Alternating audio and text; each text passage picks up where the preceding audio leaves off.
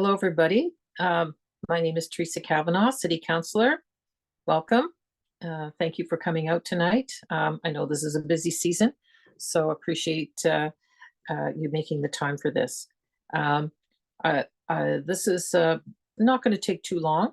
And just a reminder that we are recording the meeting, so if you don't wish to put on your video, that's fine. And we'll get started. Thank you, Councillor. Thank you, everyone, for being here this evening. Thank you. I know sometimes this can be hard on this busy schedule to join those meetings, but we appreciate for you being here. Just going to go over the protocol for today. As you know, we're doing this on Zoom.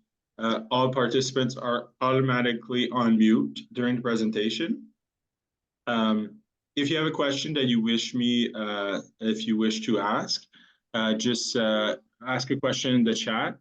You can send me a question at Stéphane Galipeau, and I'll be moderating the question period at the end.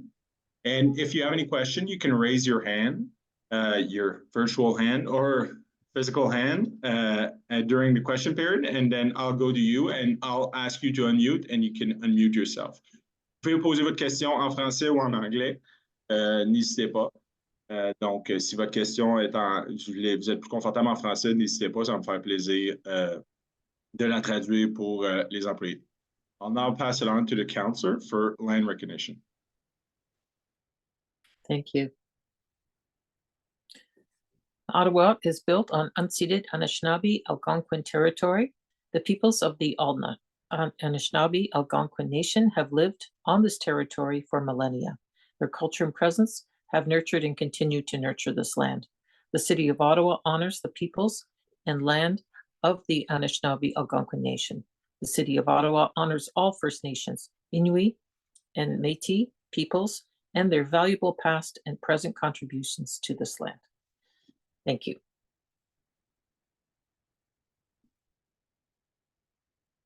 So I just want to say thanks again for coming. This is the second meeting we're having. We had a meeting a few years ago, and it was going very well. But there was some issues that they discovered that required us to bring it back to the public, to the community, because there's modifications that were not recognized in that first meeting. And I'll let our professionals here explain that. But I felt that it was necessary to bring it back and show you options that were being considered. And certainly you can ask questions, as Stéphane has mentioned. So I'll pass it back to him and to Mazen.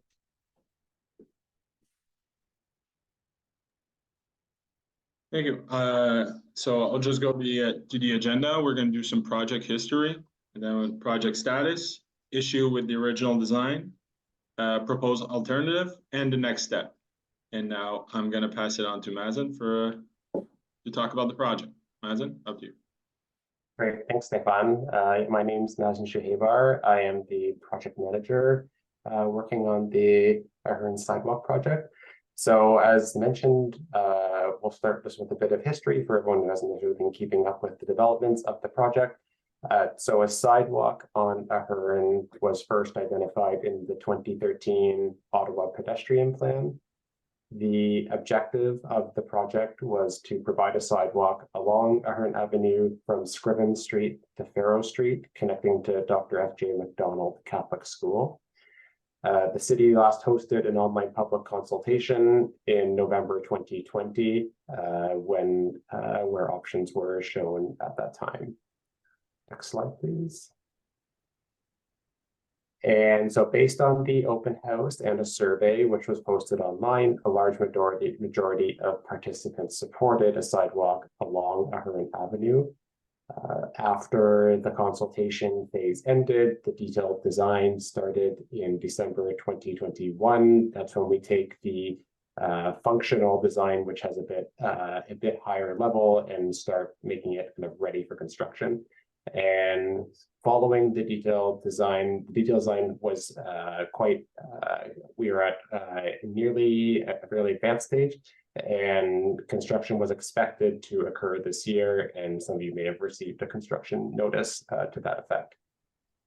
Next slide, please.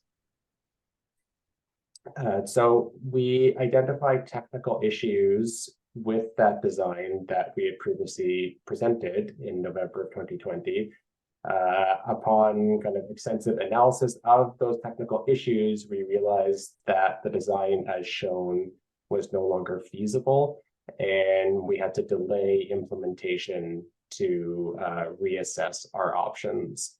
So following that delay, we returned to our designs and refined them and developed a new options and a preferred option. And we are now undertaking the second consultation to gather feedback in light of this change. Next slide, please.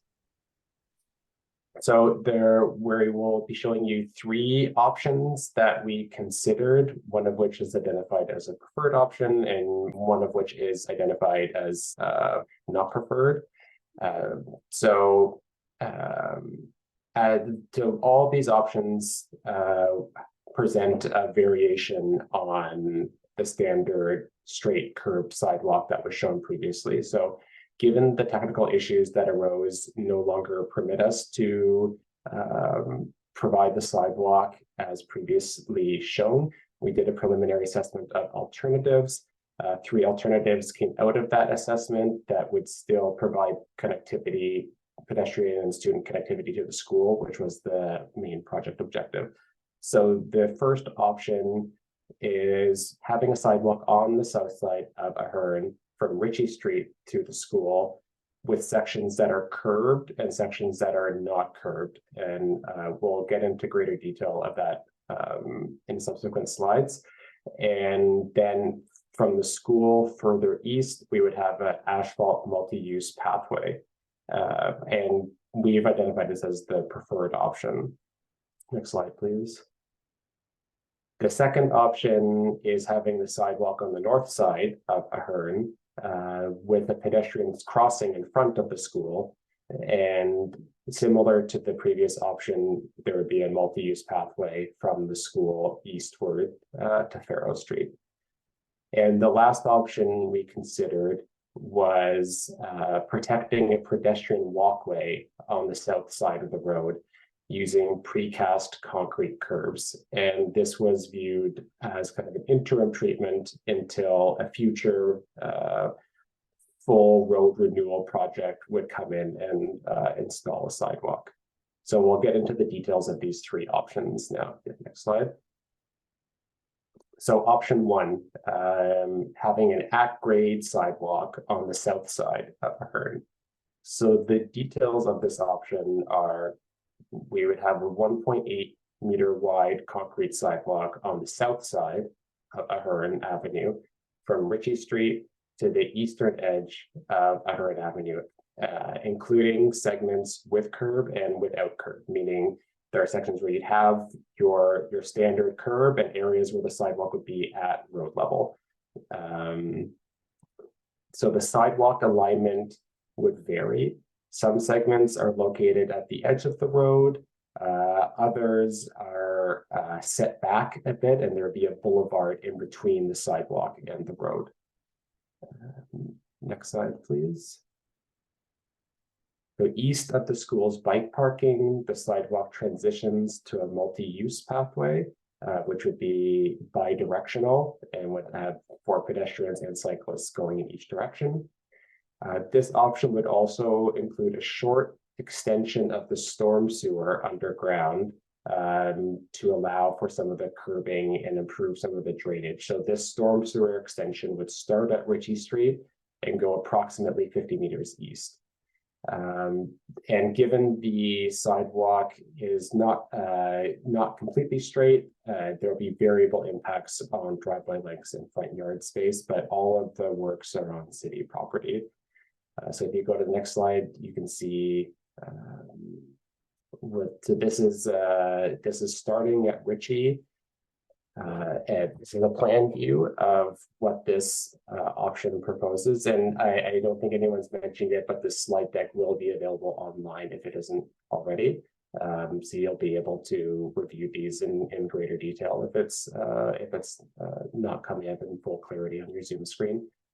So on this plan view, there's 4 different colors which denote, well, this section here only has 3 colors, but it denotes the different facility types. So the green section, that's the 1.8 meter wide sidewalk, which is a standard sidewalk with a full height curb. Blue is where the sidewalk is kind of mountable, which is where you kind of have for a driveway access essentially. And the orange section in the middle there is where we have what's called our at grade curbless sidewalk. So it would be still a standard sidewalk panel, but there's no curb. It's aligned with the grade of the surrounding area. So you can see it transitions from full height to curbless and returns to a curb, and it changes. And the reason for these changes are to accommodate the drainage on the road. Next slide, please. And this is just a continuation. So you can see here the transition near the school where we switch from a sidewalk to the multi-use bidirectional pathway that connects to the park. So that multi-use pathway is an asphalt pathway. Next slide, please. Okay, now we will look at the second option. So the second option is a sidewalk on the north side of Ahearn Avenue, also from Ritchie to Croft. So it's 1.8 meters, like option 1. This one would be a curved sidewalk the entire for its entire length. The sidewalk is located at the edge of the road with no boulevard space, meaning no grass strip between the sidewalk and the road edge. And to connect to the school, there'd be a pedestrian crossover to bring students from the north side to the south side of the road.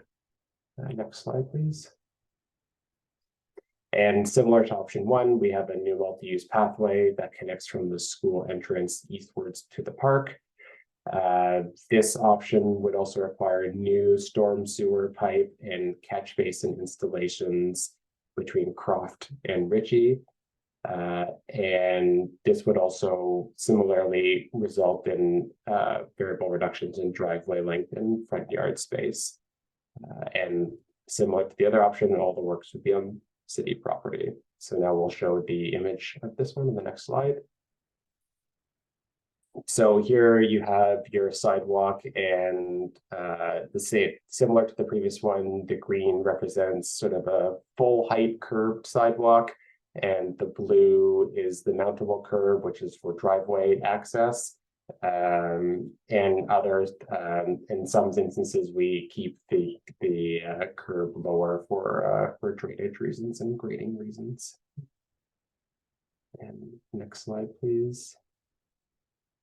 And here you can see the pedestrian crossing at Croft, where pedestrians walking along the north side of Ahearn from Ritchie would reach Croft. There's a pedestrian crossing that brings them to the south side of Ahearn, where we then have a similar curbless sidewalk up to the school.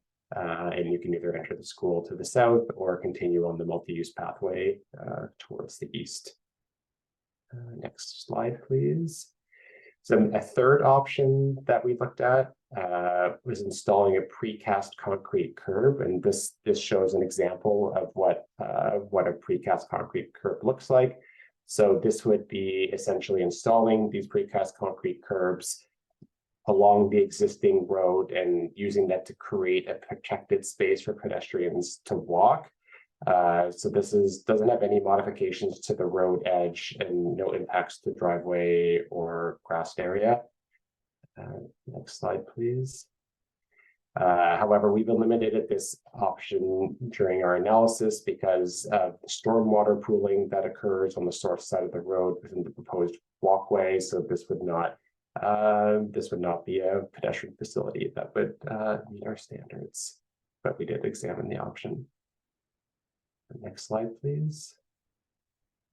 So next steps. So we're here now at the public consultation. So city will assess feedback from the public and other stakeholders, both here at this meeting or anyone who wants to contact me after the meeting. And that will inform kind of the planning design, the next steps that we take. The detailed design of whichever option we advance is planned over the winter, and construction is planned in 2024. And we'd ask if you could provide your feedback to me by December 22nd. That'd be greatly appreciated.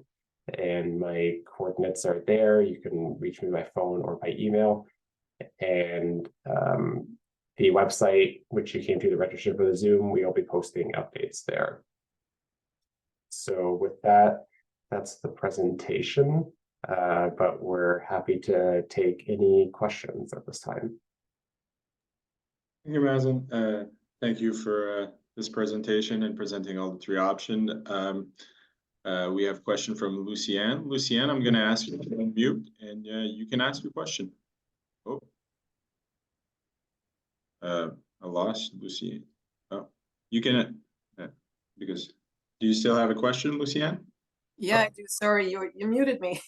No, it's okay. Apologize. Go ahead. Let me put my video on.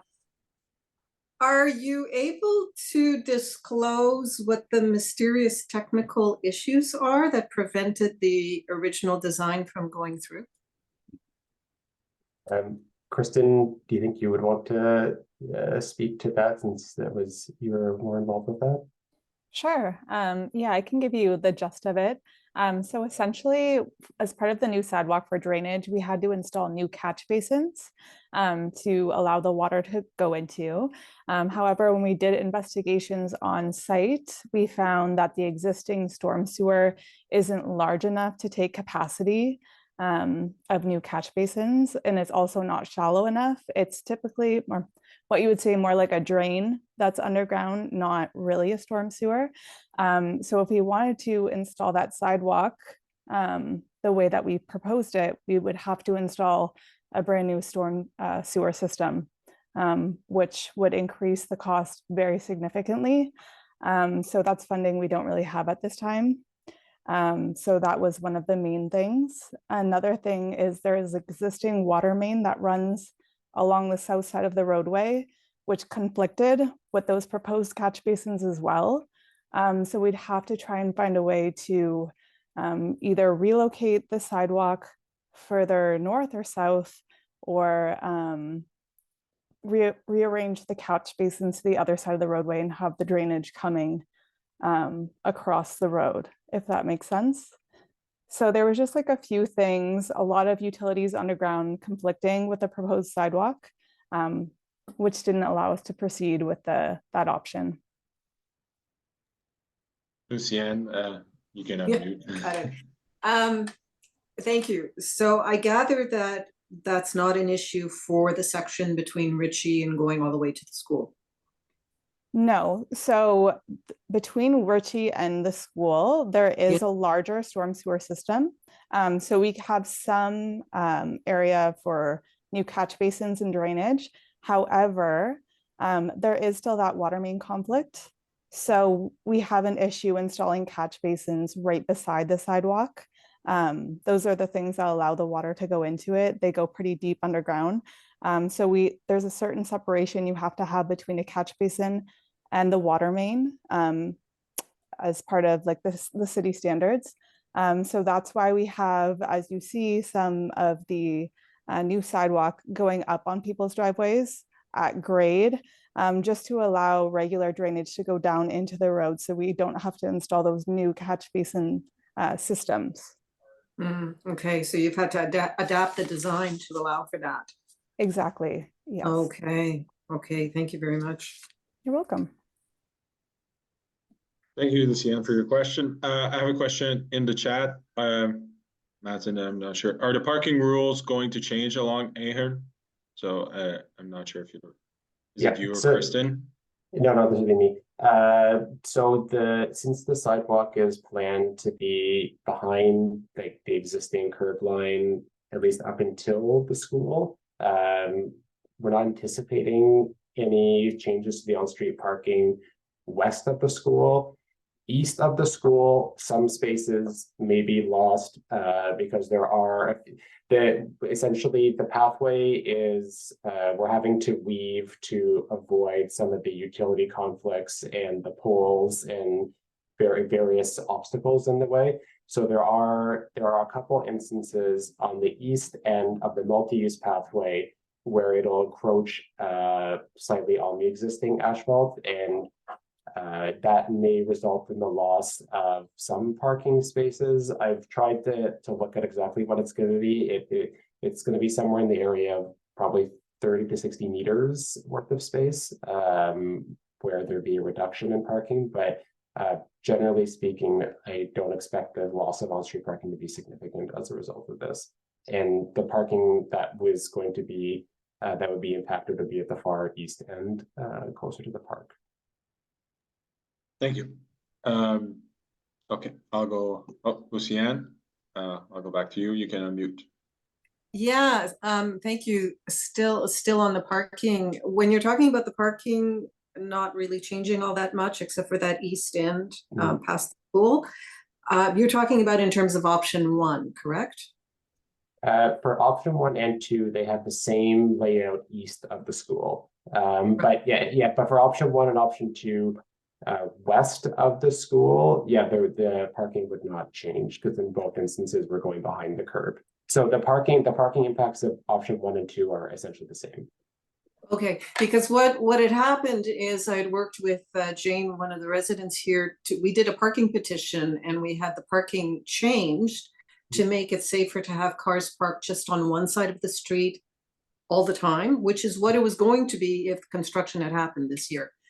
And 80% of the residents were in favor. And we did this largely because of a safety concern, because of, and I see this every day, parents walking with their children to and from school on a very busy road, around that time, school time, the beginning hours and the end hours of school.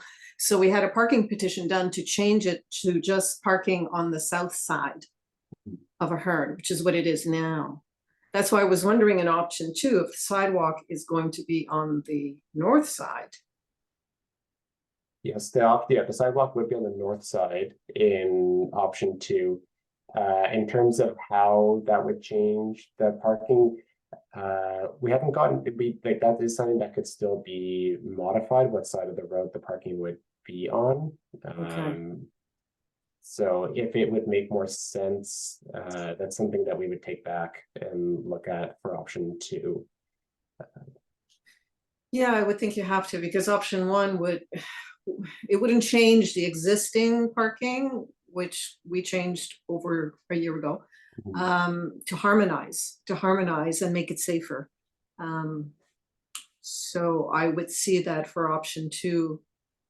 It would seem a little wonky to have parking on one side with no curb and then a curb with no cars. Yeah, no, I see your point. Yeah, I don't see a reason why that wouldn't be able to be accommodated, because in both cases we're building, the amount of asphalt between is going to remain the same. So I believe, unless someone corrects me, it would be technically feasible to have the parking then on the north side if the sidewalk were on the north side instead of the south. Thank you. Thank you, Lucianne. James, I'm going to go to you. I'm going to ask you to unmute.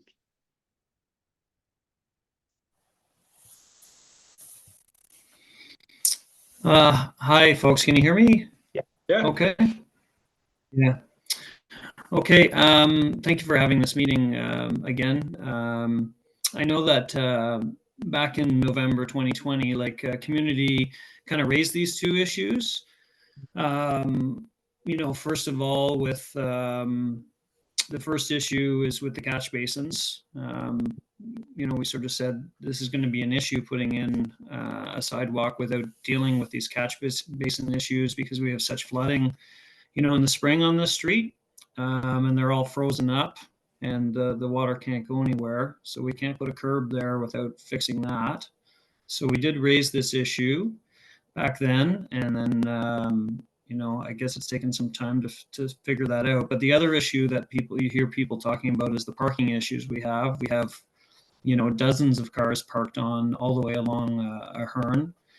And I think, you know, looking at your proposal number one, if you're to put in a at grade sidewalk all the way along the east end, you know, from the school to Faro Street, if that is not going to be curbed, then I think what you're going to have is you're going to have people parking on the sidewalk. So that's the other issue that keeps coming up is the parking, street parking, the amount of cars we have. So, you know, yeah, we'll need to solve that, I think, as well. Decide, you know, there'll have to be some decisions made about how we're going to go about solving that issue as well. No, that's a good point. Thanks for raising that. That is something that we can look at as we design the pathway. There may be options for us that would not impede the drainage, but still discourage people from parking on the multi-use pathway, because we definitely don't want people parking their cars on it. James, did you have a follow-up question, or is this? No, just a follow-up concern, because you know, it becomes the residents' problem, right? If all these people are parking on the sidewalk, it as it is right now, it becomes our issue to take it up with the 311 and city bylaw and stuff, and you know, this could just be like more headaches for the residents that live along this area. So yeah, it'll either need to be no parking, I think. Right now we're doing, you know, switching back year after year. We're switching right now. We're switching no parking on the north side, no parking on the south side. But I think the easy one would be to be no parking on the side that there's a sidewalk on. So, you know, that's something I think we'd have to think about seriously, you know. Yeah, no, thank you for raising. Yeah, that is for sure something that we'll dive into as we look at the design, how to manage parking, especially as we're hearing from people that there are issues with parking. We certainly don't want the sidewalk or the pathway to be obstructed by vehicles that would kind of defeat the purpose of installing this infrastructure. So yeah, I definitely appreciate that, and we will look at that as part of as we further design these segments. Thank you, Mazen. So I'm not sure if anybody else has any comments, concerns that they would like to share with us. If you feel free to raise your hand. Oh, we have a question in the chat. What about winter? There are people who have to walk in the street because of cars. So, well, yeah, I would think that having this, like, our sidewalks are winter maintained, so to the city standards. So having this sidewalk installed should be a significant improvement to those who are walking to and from the school, as it'll be a sidewalk and it'll be plowed. It'll be a dedicated pedestrian space that currently does not exist. Exactly. So I think the point is, so yes, it will be plowed during the winter time. So yes, sidewalks. Yes, it will be plowed. Thank you. Thank you for your comments. Someone's asking, when are we going to choose between option 1 and option 2? So what are the timelines? Sure. So we're taking feedback tonight from people, and also inviting anyone who wants to provide further comments between now and December 22nd to email me. Maybe people weren't at the meeting, so we're going to be listening and taking feedback for the next 2 weeks. Once I suspect in the new year, in January, will be once we've taken in the comments and based on what the community has said, we will kind of make a determination on what's the way to move forward, and we'll notify through the website that everyone visited to that effect. We don't have a firm date, but I would think end of January or in February we'll have a way forward in terms of which option we're proceeding with, because our intention is to complete the design over the course of the winter and move to construction the same year, next year.